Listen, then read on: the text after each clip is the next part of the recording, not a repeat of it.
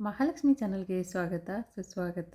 ಈ ಥರ ಕಲರ್ಫುಲ್ ಹಣ್ಣಿನೊಂದಿಗೆ ಈ ಥರ ಜೇನು ಹಾಕ್ಕೊಂಡು ಹಾಲು ಸೇರಿಸಿ ತಿಂತಾ ಇದ್ದರೆ ನಮ್ಮ ಬಾಯಲ್ಲೇ ಸ್ವರ್ಗ ಇದೆಯೇನೋ ಅನ್ನೋ ಒಂದು ಫೀಲಿಂಗ್ ಬರ್ತಾ ಇತ್ತು. ಅಷ್ಟು ಚೆನ್ನಾಗಿ ಬಂದಿತ್ತು ಈ ರೆಸಿಪಿ. ಫ್ರೂಟ್ ಸಲಾಡ್ ಮಾಡ್ತಾ ಇದ್ದೀನಿ. ಬನ್ನಿ ಅದಕ್ಕೇನೆಲ್ಲ ಬೇಕು ಅಂತ ನೋಡೋಣ.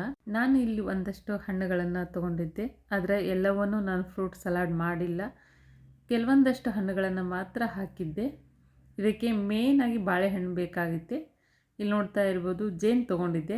ಇದು ನಮ್ಮ ತೋಟದಲ್ಲೇ ಇದ್ದಂತಹ ಜೇನಾಗಿತ್ತು. ಪ್ಯೂರ್ ಆರ್ಗ್ಯಾನಿಕ್ ಜೇನು ಇದಾಗಿತ್ತು. ನೋಡಿದ್ರೇ ಗೊತ್ತಾಗ್ತಾ ಇರ್ಬೋದು, ಇದು ಅಂಗಡಿದಲ್ಲ, ನಮ್ಮ ತೋಟದ್ದು.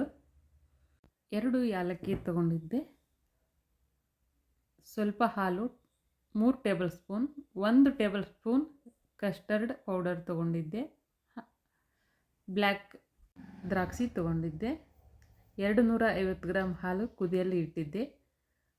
ಜಸ್ಟ್ 250 ಗ್ರಾಮ್ ಮಾತ್ರ ಹಾಲು. ಇದನ್ನು ಈ ಥರ ಮಿಕ್ಸ್ ಮಾಡಬೇಕಾಗುತ್ತೆ, ಹಾಲು ಮತ್ತು ಕಸ್ಟರ್ಡ್ ಪೌಡರ್. ಸ್ವಲ್ಪ ಕೆಳಗೇ ಮಿಕ್ಸ್ ಮಾಡಿ ಇಟ್ಕೋಬೇಕಾಗುತ್ತೆ. ಇಲ್ಲಿ ಹಾಲು ಕುದ್ದಿದೆಯಲ್ಲ, ಅದನ್ನೇ ಕೆಳಗಡೆ ಇಟ್ಕೊಂಡು ಮಿಕ್ಸ್ ಮಾಡಿದಂತಹ ಕಸ್ಟರ್ಡ್ ಪೌಡರನ್ನು ಅದಕ್ಕೆ ಹಾಕ್ತಾಯಿದ್ದೀನಿ. ಗ್ಯಾಸ್ ಮೇಲೆ ಇಟ್ಟು ಮಾಡಿದರೆ ಗಂಟಾಗುತ್ತೆ. ಹಾಗಾಗಿ ಹಾಲನ್ನು ಸ್ವಲ್ಪ ಕೆಳಗಡೆ ಇಟ್ಟು ಅದಕ್ಕೆ ಈ ಪೌಡರ್ ಹಾಕಬೇಕಾಗುತ್ತೆ. 250 ಗ್ರಾಮ್ ಹಾಲಿಗೆ 1 ಟೇಬಲ್ ಸ್ಪೂನ್ ಕಸ್ಟರ್ಡ್ ಪೌಡರ್ ಆದರೆ ಸಾಕು.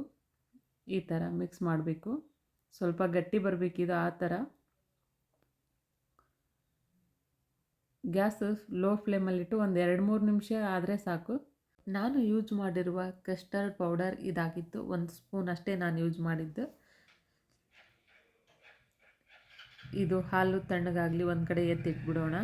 ಈ ಥರ ರೆಡಿ ಆದಮೇಲೆ ಇಲ್ಲಿ ನೋಡ್ತಾ ಇರ್ಬೋದು, ನಾನಿನ್ನೂ ಹಣ್ಣು ಹೆಚ್ಚಿಟ್ಟಿಲ್ಲ. ಮೊದಲೇ ಹಣ್ಣು ಹೆಚ್ಚಿಡೋ ಹಾಗಿಲ್ಲ, ಕಟ್ ಮಾಡಿ ಇಡೋ ಹಾಗಿಲ್ಲ. ಆನಂತರ ಕಟ್ ಮಾಡಿದ್ದೇನೆ. ಹಾಲು ರೆಡಿ ಆದಮೇಲೆ ಹಣ್ಣನ್ನು ಕಟ್ ಮಾಡಬೇಕು. ಅದು ತಣ್ಣಗಾಗೋದಕ್ಕೆ ಹಾಲು ಇಟ್ಟಿದ್ದೆ ನಾನು, ರೆಡಿ ಆದಂತಹ ಮಿಲ್ಕ್. ಅದು ತಣ್ಣಗಾಗಿತ್ತು. ಇವಾಗ ಕಟ್ ಮಾಡಿದಂತಹ ಹಣ್ಣುಗಳನ್ನು ಒಂದು ಬೌಲ್ಗೆ ಹಾಕ್ತಾಯಿದ್ದೀನಿ. ಈ ಥರ ಚಿಕ್ಕದಾಗಿ ನಾನು ಕಟ್ ಮಾಡಿದ್ದೆ. ನನಗಿಷ್ಟವಾದಂಥ ಒಂದು 4-5 ಥರದ ಹಣ್ಣನ್ನು ತೊಗೊಂಡಿದ್ದೆ. ನೀವು ಯಾವ್ದು ಬೇಕಿದ್ರೂ ತೊಗೋಬೋದು, ನಿಮ್ಮ ಇಷ್ಟದ ಹಣ್ಣುಗಳನ್ನು.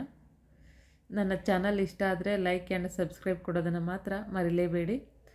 ಇದಕ್ಕೆ ಏನು ಬೇಕಾದರೂ ಬೆರೆಸ್ಬೋದು, ಬೆಲ್ಲ, ಕಲ್ಲು ಸಕ್ಕರೆ, ಸಕ್ಕರೆ. ಈ ಥರ ನಾನು ಜೇನು ಮಾತ್ರ ಯೂಸ್ ಮಾಡಿದ್ದೆ. ಇವಾಗ ರೆಡಿ ಆದಂಥ ಮಿಲ್ಕ್ ಇದಕ್ಕೆ ಹಾಕ್ತಾಯಿದ್ದೀನಿ. ಅದು ಬಿಸಿ ಇದ್ದಾಗಲೇ ಹಾಕಿಬಿಡಿ, ತಣ್ಣಗಾದ ಮೇಲೆ ಯೂಸ್ ಮಾಡಿ. ಇದಕ್ಕೆ ಈ ರೆಸಿಪಿಗಳು ಇಷ್ಟ ಆದರೆ ಲೈಕ್ ಆ್ಯಂಡ್ ಸಬ್ಸ್ಕ್ರೈಬ್ ಕೊಡೋದನ್ನು ಮಾತ್ರ ಮರಿಲೇಬೇಡಿ ನೀವು.